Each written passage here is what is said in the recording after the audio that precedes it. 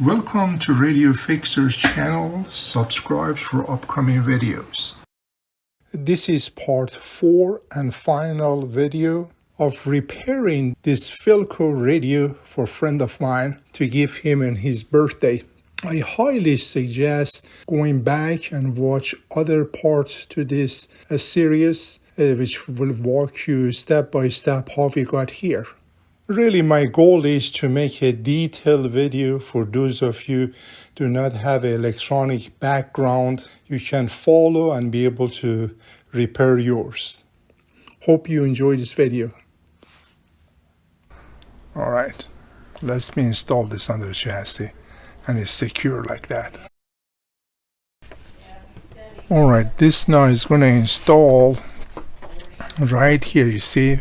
But here and pin 4 of 7B7. There is 2 7B7. This one. So it's going to install right here. Alright, this is installed. This side started right here. The other one to that pin 4 was right here. So that is done. And that was the last capacitor. And there is one other capacitor on the other side. I'm going to change it later. I put this here to keep all the wires away so I can do the solders without damaging those wires. So remove those. Now I got some of these O-rings, and install it right here. As you see it's covering now. I'm using, of course, polarized cords. The small size is always hot or positive. This side is neutral. And usually the wires are marked. If it has writing on it, that is a positive. But to double check, I always use my multimeter to make sure which one is a positive, because positive, I always hook it up to the switch. So when the radio is off, at least you're safe. So the way I do this, as I shared with you in the past, it's pretty simple really. You get your multimeter, you put where the sound is. The writing is so hard to see. You have to look at it under magnifying glass. So you remember the small one is positive, so I put one side here.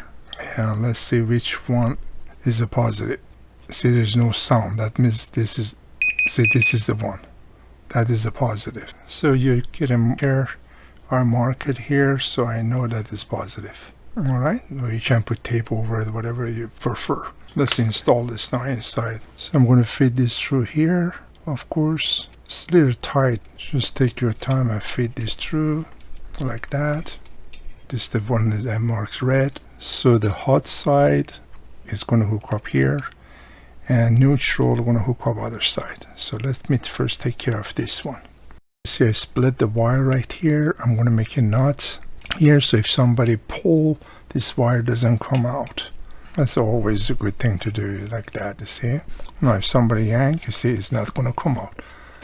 Okay, quick look at our drawing. See the power, the neutral goes right here to pin 1 of 35Y4. You see the key is right here. This is the tube key, so this is pin 1. Alright, that's also been soldered. So the cord is already installed. Alright, everything installed. Include this one. You see all the highlighted, it means already installed. Those are the parts that was replaced.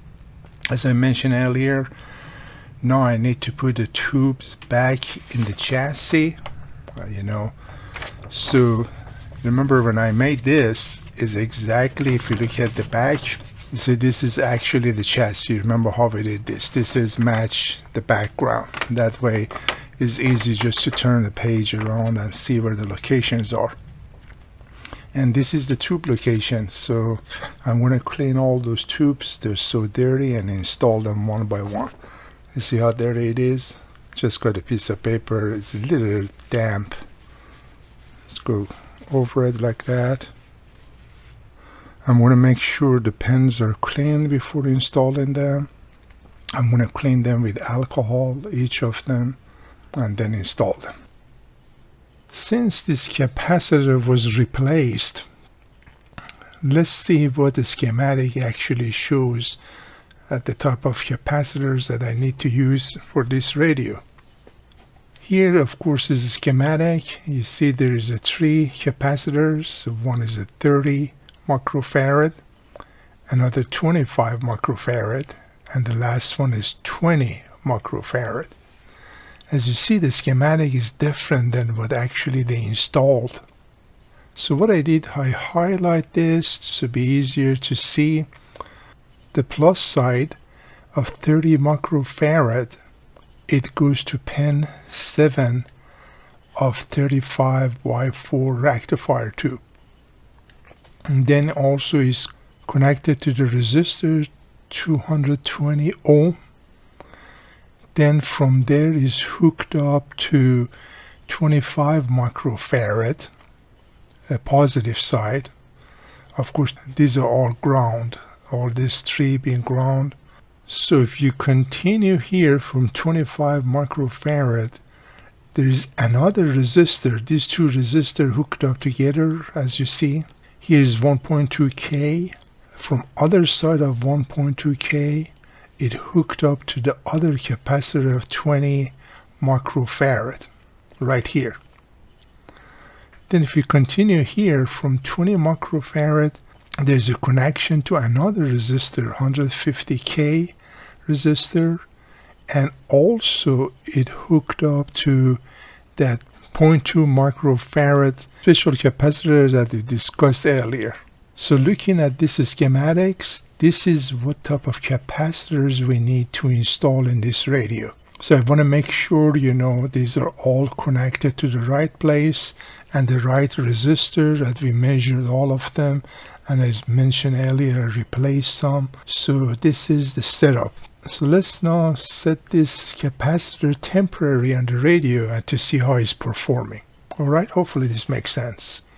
So all this is set. I mark each of the wires so I know which one. This is 25, that's 30, that is 20.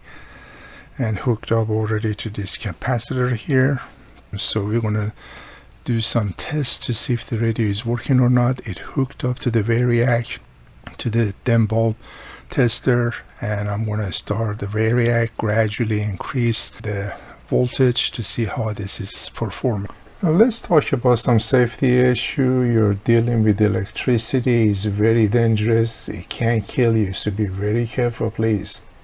I need a few equipment that you can purchase it in Amazon.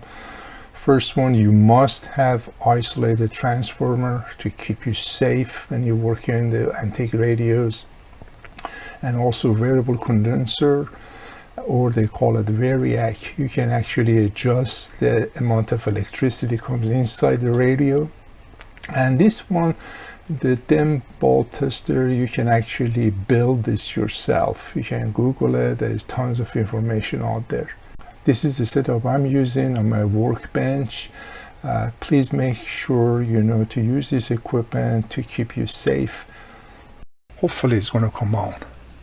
I'm going to put the knobs on this thing, just even if hooked up to Variac and oscillated transformer. You know, I use the knob just for safety. I don't want to get electrocuted, right? As I mentioned, I always run any equipment that is not in the cabinet. I hook it up to oscillation transformer and Variac, because with Variac I always can control how much energy comes in. So let's turn on the Variac and gradually increase the power.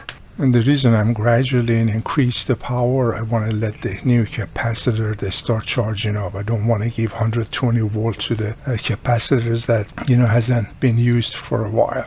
Also, I'm watching the amp to see how the amp is doing. I start hearing something in the speaker. See the lights? They're coming on. Need a little more power. Right now it's 100 volts. When I increase it, let me hook it up to outside antenna.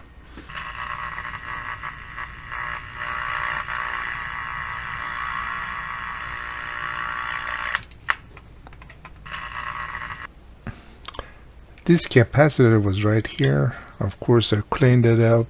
0.0015 microfarad. Already takes the inside out.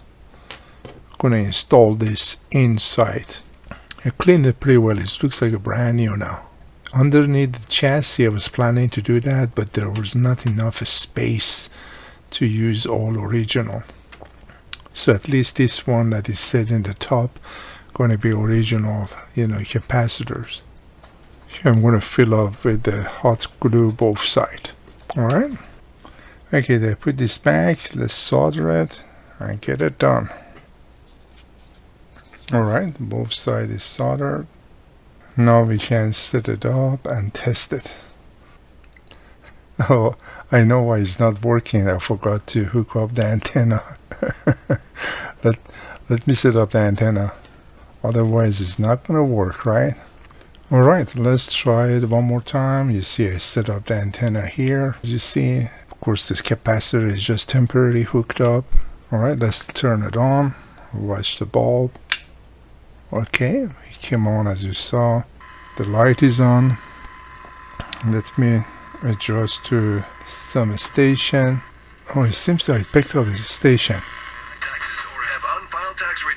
Awesome, it's working. Okay, that's awesome. I think this radio doesn't like fluorescent light on. Alright, it seems like I'm going to turn it down. And this is good, it's working. So what I'm going to do now, I'm going to install all this capacitor under the chassis. See, the light is working, everything is working. I'm going to use some of this for the volume control. As you see, there's a... You see that?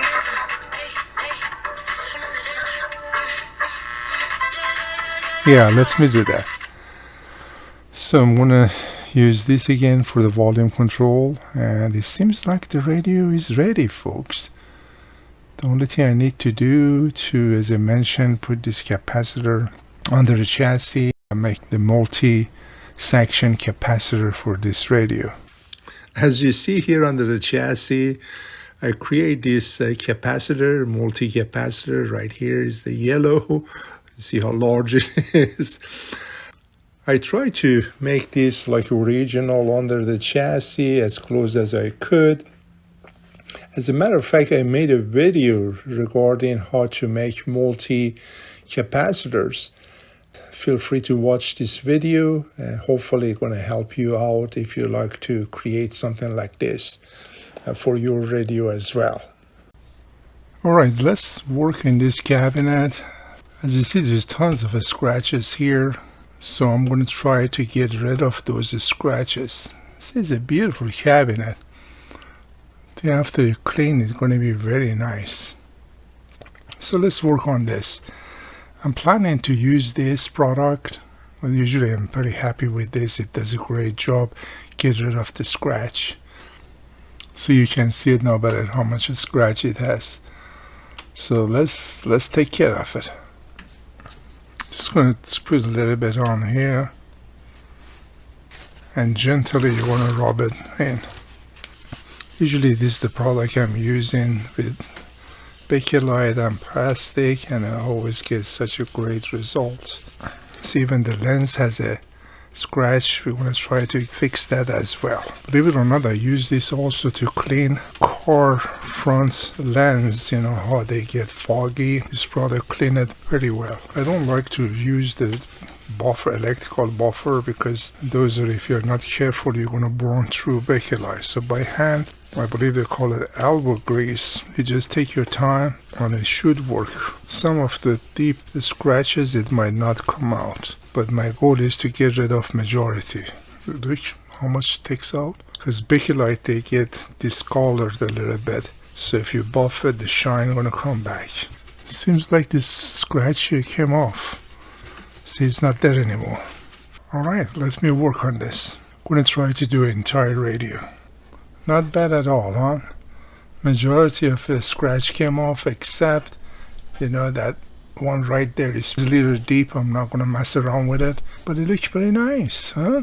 After using this, usually make it hazy. Then I use like a liquid car wax. It should be liquid, not paste or anything like that, because then it's gonna get everywhere. Alright, look how beautiful this is. See all this backlight? It's like a wood grain. Look how beautiful. After spending some time just polishing it by hand, it turns very nice. Beautiful radio. Absolutely beautiful. And one thing I just noticed, this is loose. You see that? I was trying to take it out to see if I can take it out and glue it better because it's sitting over that. But it doesn't want to come out. So I don't want to break it. See, all is loose. See that? This side is the same thing, just the center as a glue. So what I'm going to do, I'm going to glue it back. I don't want to damage anything. I'm just going to glue everything back to protect it. Usually this label, they come off. I'm surprised this one is still, it has this label. Let me glue it back. My plan was take it out, straighten it up, but it's not coming out. So let me just glue it back the way it is, alright? Of course, this is the glue I'm going to use. It's diluted with water. I don't want to be too thick. It's going to be easier to go underneath. Alright, I'm going to use a paintbrush so I can go underneath. And if it gets on top of it, that's okay. When this dry, as you know, it gets total clear. Okay, this is going to protect it. I might put glue over it too to protect it totally. And see, I go underneath. With a paintbrush, you can go underneath like that.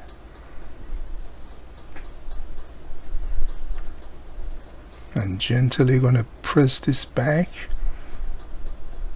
And if the glue get it on, it's not a big deal. It's gonna be clear. Alright, now the glue is totally dry. It's protected.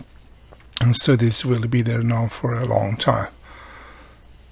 Alright, before we take the speaker cover out, of course that's the first thing we install and the last thing we take out. Before we put it back in the chassis, let's look under the chassis one more time. This is how everything looks like now. Yeah, everything is looking good. Alright, now is the time to put the chassis back in the cabinet and do some road test. Alright, as you remember, to install this, it should go this way, and this bar here should be all the way here. So you have to pull it here, hold it like that. So you bend it like that, then you pull it up. Now I let it go. Okay, it's in. Now I put the screws underneath to secure it. There are 3 screws. You know, two of them had washer like this, and the front did not have washer. So these are, you see, there's 2, one here. So you're gonna line it up. Again, as soon as stop, let it go. Don't force it. The dial strain is in. See, it comes right here, hooked up there. So when I turn the dial, like when I'm moving this is moved back. See that? That's how it works. Alright? See, there's a lot of bar here. There's an opening here. It goes right over it. And you press it down like that. Okay? So that's the way it works. So the dial lamp always stays straight, go in that direction. Now I need to install the antenna around and solder it here. I'm using this glue, but this is not diluted. This is just a straight glue. I did not add any water to it. I want to be a thick glue so it can hold that antenna inside. Just a little bit where the antenna goes, that's where I'm putting a glue. Just enough to hold it. Okay, this goes right here. Alright, everything is glued. Now I'm going to let it dry. Alright, you see all that glue is dry totally. And this is the final result. I'm very happy with end result. It's looking good. So let me hook it up to electricity and we test it to see how well it's performing. It turns out such a beautiful radio, as you can see, and polishing it really helped the radio very well. And majority of those scratches already gone because I repolished it a few times, and it looked really nice. It is already on. Of course you cannot see the light because the fluorescent light above, just the volume. His sounds is very nice. I want to change the station because if I keep it the same station, YouTube gonna kick it back.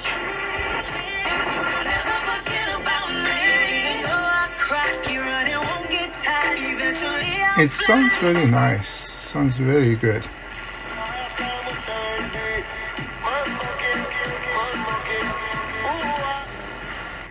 I think a sport channel is on close to 70s. That's the reputation of the Buffalo Bills, right? Or 30-ish years. So, okay, you're now and then you were miserable for a while, and now you're back, turn it down. Really good, but again. It just turned to the beautiful radio. I'm so glad that we're able to fix this for my friend. Bruce, I hope you enjoy listening to this radio for years to come. Happy birthday to you, and I know you're going to be surprised to see your radio is actually working very well. Take care, my friend. Be safe. Hopefully you enjoyed watching this video. I'll be honest with you, it takes so much time to make these videos, editing, uploading, and make sure there's enough information that it actually makes sense, if you want to follow. At this time, I want to take the opportunity and thank my subscribers with their uplifting comments. You always encourage me to upload more videos, since this is just a hobby of mine. Again, I appreciate you. Enjoy all these videos, and you all have an awesome day. Take care. If you're interested to see more videos like this, feel free to subscribe to my channel, and you will be notified when a new video being uploaded. You have a great day.